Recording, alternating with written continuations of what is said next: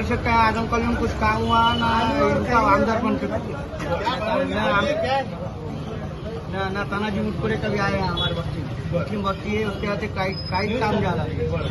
बरं मला सांगा मग कोणता उमेदवार दिला गेला पाहिजे या ठिकाणी किंवा कोण आमदार झाला पाहिजे हिंगोलीमध्ये? हिंगोली में प्रकाश थोरात जाना पाहिजे. नया चेहरा है. काय म्हणतात की पिछले 3 बार ते 15 साल धौरा पाटिल आमदार रहा, उन्होंने कुछ काम नहीं करा, 2 बार गिर गया वो, तो ये बारी को कुछ नया चेहरा होना प्रकाश थोरात. बरं काय वाटतं म्हणजे प्रकाश थोरातांना का उमेदवारी दिली गेली पाहिजे किंवा ते का आमदार झाले पाहिजे का असं आपल्याला वाटतं? अच्छा माणूस आहे, जातीवादी नाही ना, बरं काम करता. बरं बरं